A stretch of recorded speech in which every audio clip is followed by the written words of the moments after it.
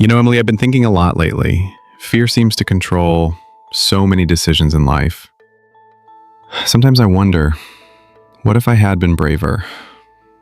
Would I be living a different story today? Daniel, that's the thing about fear. It disguises itself as caution, as logic, as safety, but deep down, it's just a thief. It steals opportunities before we even try. Hope, on the other hand, builds bridges where fear only sees walls. But Emily, fear feels so real. When I was younger, I dreamed of starting my own business, yet every time I came close, I imagined failure, the debt, the criticism, the embarrassment, so I never did it. Hope whispered try, but fear shouted louder. That's what fear does, Daniel. It raises its voice to scare us into silence. But think about this. Fear imagines the worst version of the future. Hope imagines the best. And the truth is, neither future exists until we act. So why let fear decide when hope can lead us? You make it sound so simple, but when you're standing on the edge, ready to leap, fear chains your feet. How do you break those chains? By remembering that fear is loud but powerless. Have you noticed? Every time you actually face what you're afraid of, the fear shrinks. The exam you dread, the speech you hesitate to give, the decision you keep postponing. The moment you take that step, fear loses its throne. You're right. I remember my first job interview. I was terrified, but once I walked into the room, shook hands, and started speaking, it wasn't fear that guided me, it was preparation and hope. That's how I got hired. Exactly. Hope fuels action, fear freezes it. But there's more, Daniel. Hope isn't just about you. When you choose hope, you inspire others. Think about parents raising children in tough circumstances. If they let fear rule, the family falls apart. But if they hold on to hope, even in the darkest nights, they pass strength on to their children. That reminds me of my mother. She raised me after my father passed away. She had every reason to be afraid. We had no savings, no strong relative to lean on. But she never let fear rule her words. She always said, "Tomorrow will be better if we work hard today." That hope kept us going.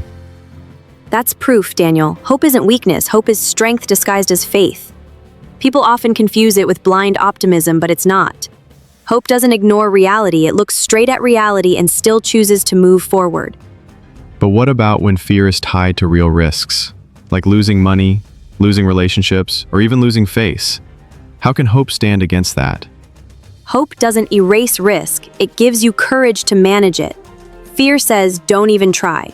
Hope says, try, and if you fall, you'll rise wiser. Which voice do you think writes history, Daniel? The voice of fear or the voice of hope? Clearly, it's hope. No one remembers those who gave up before they started. People remember the ones who stood despite fear. But tell me, Emily, why does hope feel fragile sometimes? One moment it's strong, the next it fades. Because hope needs nurturing, like a flame. If you starve it with negative thoughts, with constant worry, with comparing yourself to others, it flickers out. But if you feed it with gratitude, vision, and action, it grows into a fire that fear cannot extinguish. That makes sense. I guess fear grows naturally, but hope requires effort.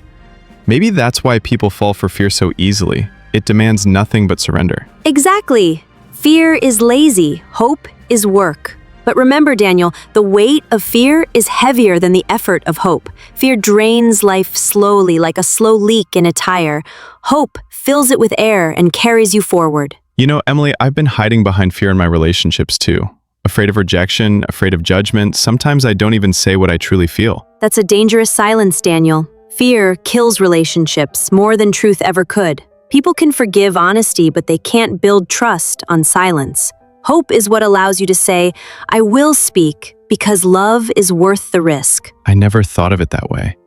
So hope isn't just about dreams or goals. It's also about connection, about daring to show who you really are. Absolutely. Think about the world itself. If nations only listened to fear, they would never sign peace treaties.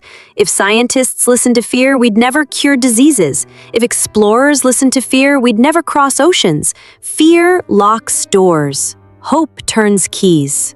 Emily, your words feel like light cutting through fog. Maybe I've been letting fear write my story for too long.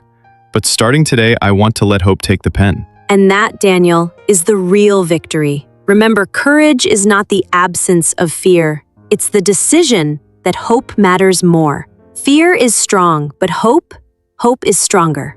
So if I want to live fully, I must feed hope daily, act despite fear, and trust that hope is stronger than any obstacle. Exactly. And here's the beauty. Once you start living this way, you'll notice fear doesn't disappear, but it becomes a whisper. Meanwhile, hope becomes a voice so loud that it leads you toward everything you were meant to become. Emily, thank you. I think I finally understand. Fear may knock, but I don't have to open the door. I can choose hope instead. And when you choose hope, Daniel, you don't just change your life, you give others permission to do the same. That's how hope becomes stronger than fear.